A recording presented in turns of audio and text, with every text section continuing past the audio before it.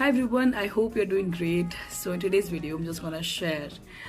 ये बहुत टीचर्स का कंसर्न मुझे लगता है होगा जो हमारे कुछ एक्टिविटी वाले टीचर्स है जिनको डांस ड्रामा म्यूजिक कराना होता है कि हमें बहुत स्पेसिफिक टाइम दिया जाता है. आपको पता होगा बहुत से टीचर्स को कि ग्रुप बी का रूल आ चुका है. Like after grade 5 you have an option to choose which activity want to go. जो भी एक्टिविटी आपको पसंद है आप वो चूज कर सकते हो. In that way, you have a class. You have, let's say, 40 students, those who are only interested in dramatics. Then we have other 40 students, those who are only interested in music and so divided होता है. बच्चे के पास वो option होता है कि वो choose कर सकता है खुद से. Okay? Point number 1.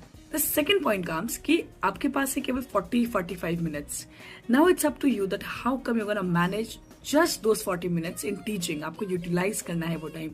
आप नहीं चाहते हो हम एकेडमिक्स का अपना एक सिलेबस होता है specific that they have to follow because उनके एग्जाम्स होते हैं written. It's very important for them to cover the syllabus by that time.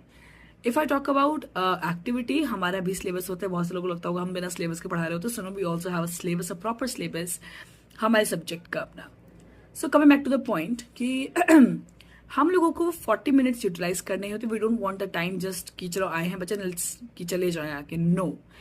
What exactly we do, I'm going to tell you that. Last but not the least, like as per my technique, what exactly I do in those 40 minutes, मैं उसको divide कर देती हूँ. Starting के 7-8 minute बच्चों की attendance लेना ताकि वो बंक ना करें, which is very very important for them. After that, what I do in the remaining 7-8 minutes, उनको मैंने टॉपिक असाइन करे या फिर जो भी टॉपिक पे हम काम करने जा रहे हैं, let's say improvisation है या फिर उनको impromptu सीखना, anyway, anything like let's say anything, any of the activity, voice modulation है, speech enhancement है, कुछ भी हो सकता है. वो बच्चों को हल्का सा मैं वो डेमोन्स्ट्रेट करूंगी सो दैट उनके दिमाग में आइडिया बैठे कि okay this is exactly what we are gonna do tomorrow और today. I am sorry. Point number 3, जब उनको मैं आगे के 10 मिनट्स डिवाइड करती हूँ, ठीक है, this is a task guys, you have to divide groups. And आपको चलो बहुत बार मैं खुद ग्रुप डिवाइड करती हूँ वरना बच्चे उसमें बहुत टाइम लेते हैं. उस बचे हुए 7-8 मिनट में वो बच्चे ग्रुप्स डिवाइड करते हैं, अपने ग्रुप्स को क्रिएट करते हैं just to create their own story given the topic जो मैंने उनको दिया होता है.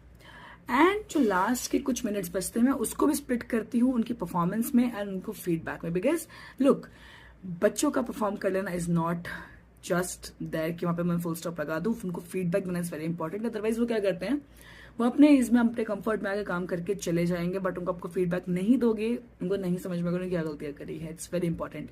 एंड लेट्स से काफी बार होता है टाइम मैनेज नहीं हो पाता, छूट जाता है फीडबैक देना. उनकी परफॉर्मेंस ही चलती है बेल तक जब तक बेल रिंग होती है. So what I do in the next class, पहला काम मेरा फीडबैक होता है. And I always write and that's how I manage my 40-45 minutes.